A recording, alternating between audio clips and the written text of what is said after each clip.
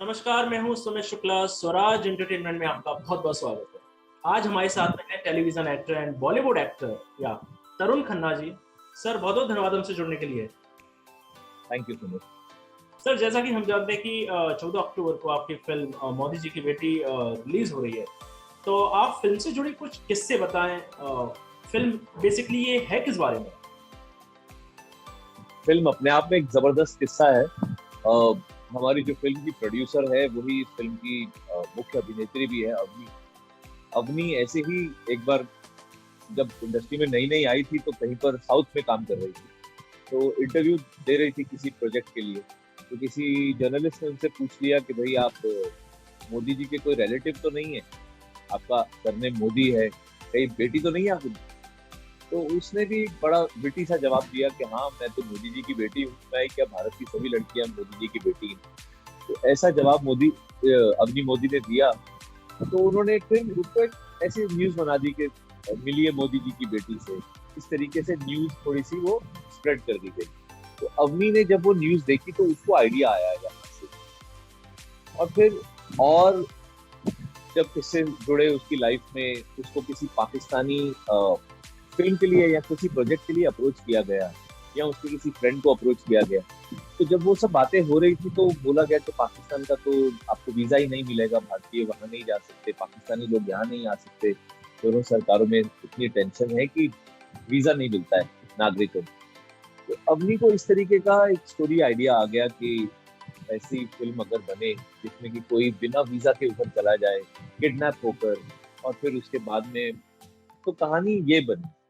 Film की back जो पृष्ठभूमि जिसे कहते हैं। तो वो बैकग्राउंड के बाद में फिर जब ये लोग कास्टिंग कर रहे थे, मुझसे मिले ये मैं आर्मी ऑफिसर की भूमिका निभा रहा हूँ, जो पाकिस्तानी आर्मी का। अब ये लड़की किडनैप होकर जब पाकिस्तान चली जाती है, जो पाकिस्तानियों ने नहीं किया है, लेकिन पूरी दुनिया में पाकिस्तान के नाम पर थू-थू हो रही है। तो अभी पाकिस्तानी हुकूमत जो है वो परेशान हो जाती है कि यार हमने खाया-पिया कुछ नहीं, गिलास थोड़ा बाहर आना, हमारा नाम खराब हो रहा है। बाकी सब तो हम करते हैं, चलो तो चुप रहते हैं। लेकिन यहाँ पर तो चुप रहने का मतलब नहीं बनता, तो पाकिस्तानी जो गवर्नमेंट है, वो अपने सबसे काबिल मिलिट्री ऑफिसर को यानी कि मुझे ओमार सिद्दीकी को इस केस पे लगाती है कि ढूँढो इस लड़की को, कहीं से भी ढूँढ के निकालो और इंडियन गवर्नमेंट के हवाले करो।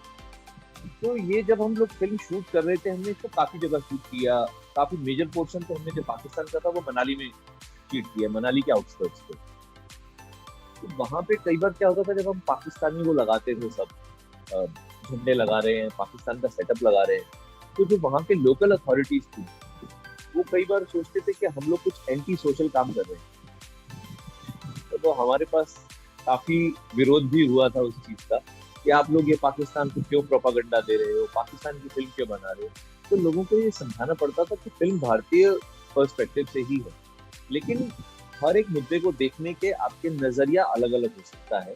अगर हमारा भारतीय नज़रिया है तो एक पाकिस्तानी नज़रिया भी है और फ़िल्म का मेन मकसद यही है ये बताना कि सारे पाकिस्तानी टेररिस्ट नहीं होते, सारे पाकिस्तानी दाऊद इब्राहिम के रिश्तेदार नहीं होते। कुछ पाकिस्तानी या आप कह लो 2-3 हज़ार 4,000 लोग होंगे जो टेररिस्ट ऑर्गेनाइज़ेशंस का हिस्सा होंगे। लेकिन वो 25 करोड़ की आबादी वाला देश है। वहाँ पे प्रोपेगेंडा कैसा भी होता हो, लेकिन वहाँ पे भी नॉर्मल हमारे जैसे लोग ही रहते हैं। तो वो कहानी एक इंडियन लड़की की और पाकिस्तानी आदमी की कहानी, ये किस्सा आपने है। इससे पहले माइथो जो सीरियल्स हैं वो सबसे ज़्यादा आपने किए हैं, तो आपको एक तरीके से एक पाकिस्तानी आर्मी पर्सन का कैरेक्टर प्ले करने में कितना वर्कआउट करना पड़ा? देखिए, मैंने भगवान महादेव का कैरेक्टर 10 बार कर चुका हूँ, अलग-अलग शोज़। उसके अलावा हनुमान जी का भी रोल कर चुका हूँ, चाणक्य का भी रोल कर चुका हूँ, रावण का भी रोल कर चुका हूँ। तो जो हमारे रिलीजियस कैरेक्टर्स हैं या हिस्टोरिकल कैरेक्टर्स हैं, वो मैं बहुत कर चुका हूँ। लेकिन क्योंकि मैं पैदा दिल्ली में हुआ, बड़ा दिल्ली में हुआ, तो मेरी हिंदी और उर्दू दोनों ही बड़ी बराबर है और पंजाबी भी बहुत अच्छी बोल लेता हूँ। ये तीनों भाषाओं में मैं बहुत फ्लुएंट हूँ। तो उर्दू बोलना तो वहाँ से आ गया, एक। फिर इससे पहले मैंने एक शो किया था पुलिस फैक्ट्री, जो सब टीवी पे आता था। तो पुलिस फैक्ट्री का हीरो भी मैं था, जहाँ मैं पुलिस अकेडमी में लोगों को ट्रेनिंग देता हूँ। तो वो रोल भी काफ़ी हद तक वैसा ही था, जहाँ आप एकदम कड़क आदमी हैं और आपके नीचे 8-10 बच्चे हैं जिन्हें आप ट्रेनिंग देते हैं। इससे पहले मैंने एक फ़िल्म की थी डिशुम, वहां पर भी मैं एक पुलिस वाला था, सईद नकवी। वो भी एक मुस्लिम कैरेक्टर है जो कि आबू धाबी का पुलिस वाला है। He is the number 2 rank police officer in the whole of Abu Dhabi. तो वो कैरेक्टर भी ऐसा था जो कि बहुत ही कड़क, बहुत ही स्ट्रेट अपराइट किस्म का आदमी है। तो मेरी भगवान ही चाहता था मेरी ट्रेनिंग शायद इस तरह के रोल्स के लिए हो रही है, तो कुछ खास करना नहीं पड़ा। बट आप जैसे माइथो कैरेक्टर्स करते हैं तो आपका एक कंफर्ट जोन और लोग आपको एक तरीके से एक माइथो कैरेक्टर्स में ही जानने लगते हैं, तो कहीं ना कहीं बॉलीवुड में हम दूसरे कैरेक्टर्स देखें तो कहीं मिलने में हमें परेशानी तो नहीं होती? क्योंकि जैसे मैं अरुण गोविल जी की बात करूं, उन्होंने महादेव का कैरेक्टर किया, श्री राम के कैरेक्टर में वो रामायण में फेमस रहे, उसके बाद उनको वो फिल्म्स नहीं मिली जो वो चाहते थे, वो जो कैरेक्टर करना चाहते थे। तो कहीं ऐसा तो नहीं है कि फिर कैरेक्टर्स हमको बॉलीवुड में मिलना बड़ा मुश्किल हो जाता है? देखिए, कुछ हद तक तो आपकी बात सही भी है कि जब हमारे यहाँ पर कैसा होता है कि देखिए, दो बातें हैं तुम्हें इसके इस सवाल के ना, दो रुख है, पहलू है।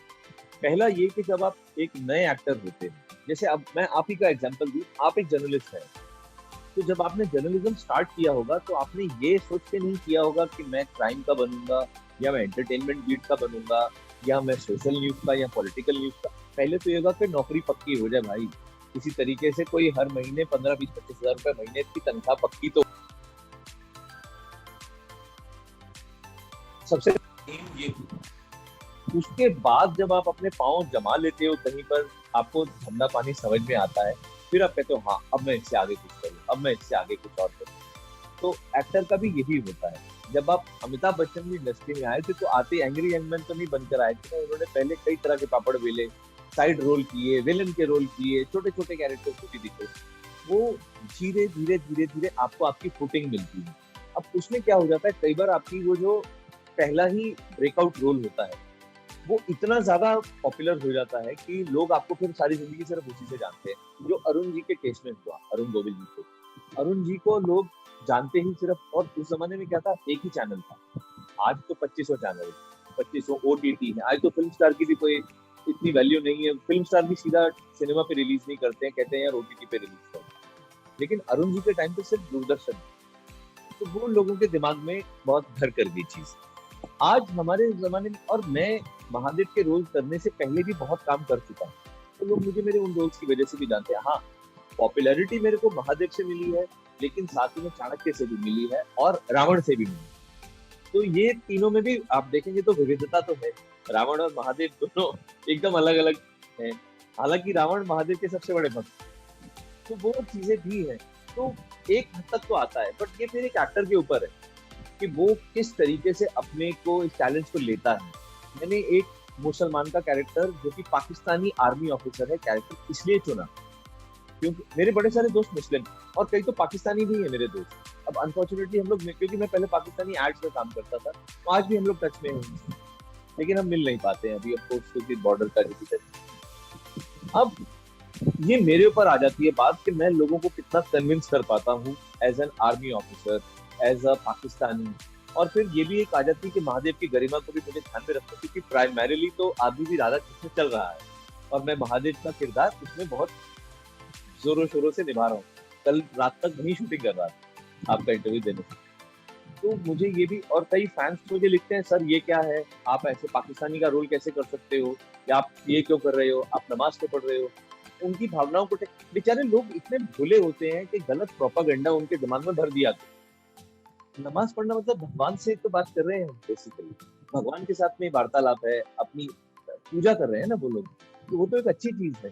किसी भी भगवान की पूजा करना तो एक अच्छी बात होती है। उसमें हम बुरे थोड़ी बन जाते हैं भाई। बुरे हम तब बनते हैं जब हम गोली चलाते हैं, जब हम किसी मासूम को गोली मारते हैं। नमाज पढ़ने वाला लोग आदमी तो अच्छा होगा, गोली चलाने वाले से नफरत करो, नमाज वाले से तो गले लगाओ। मैं ये कहूँ। मेरा अब आपसे आखिरी सवाल है, जैसा कि हम जानते हैं कि बॉलीवुड बॉयकट मुहिम काफ़ी तेज़ी से चल रही है, तो आपको कहीं ऐसा तो नहीं लगता कि नेम की जो टाइटल नेम है मोदी जी के बेटे, कहीं आपकी फिल्म इस वजह से किसी कंट्रोवर्सी में ना फंस जाए? इसके बारे में आप क्या बोलना चाहेंगे? सर मैं ये बोलूंगा कि मोदी जी को 72% वोट गिरे थे, तो अगर 72% लोग भारत के मोदी जी के फेवर में है तो इस फिल्म के भी फेवर में। तो अगर 28% लोग जो कांग्रेसी हैं या जो बाकी पार्टियों को वोट देने वाले हैं वो नहीं भी देखेंगे, तो भी 72% लोग, 140 करोड़ है हम लगभग, 140 करोड़ का 70% लगा लीजिए, 14 सत्ते 98, 98 करोड़ लोग तो हमारे फेवर में है सर। तो दुनिया में कोई फिल्म अगर 98 करोड़ लोग देख लेते हैं ना, तो वो फिल्म वर्ल्ड की सबसे बड़ी हिट हो जाती है, हमें उसकी कोई टेंशन नहीं है। दूसरी बात ये है कि हमारी एक हल्की फुल्की सी कॉमेडी फिल्म, ये कोई ऐसी सीरियस फिल्म नहीं है। सिचुएशन सीरियस है, लेकिन उनको हमने बताया दिखाया बड़े ही मजाकिया अंदाज में। तो उसको वैसे ही देखिए, वैसे ही उसका मजा लीजिए। इसको मोदी जी का नाम एक जरूरत थी इस फिल्म की, इसको किसी प्रोपागेंडा के लिए हमने तो रखा नहीं। अवनी मोदी है, रियल लाइफ में भी अवनी मोदी ही है। तो वो एक कोइंसिडेंस है कि वो मोदी हमारे देश के इतने बड़े नेता भी हैं, प्रधानमंत्री हैं, हमारे युग पुरुष हैं। तो कहानी वैसी ही है, तो उनका नाम तो डालना ही। तो लेकिन हम कोई प्रॉपर उसके गलत उसमें नहीं करना चाहते, और बॉयकॉट उन्हें कीजिए जो अपनी बाप दादा की वजह से जाके इंडस्ट्री में बैठे हुए हैं। हम लोग तो भाई नए लोग हैं, तो नए लोगों को बढ़ावा दीजिए ताकि हम और नए लोगों को इंडस्ट्री में लाएं। तरुण जी, सबसे पहले तो मैं आपकी आने वाली फिल्म के लिए आपको शुभकामनाएं देना चाहता हूँ। धन्यवाद। हमसे जुड़ने के लिए बहुत बहुत धन्यवाद Tarun ji. Thank you so much Sumit. आपको भी और आपके सभी दर्शकों को मेरी ओर से दिवाली की शुभकामनाएं, और आप लोग मोदी जी की बेटी को देखिए और ढेर सारा प्यार। Thank you sir. आज के लिए बस इतना ही, मिलते हैं जल्द एक नई शख्सियत के साथ। नमस्कार।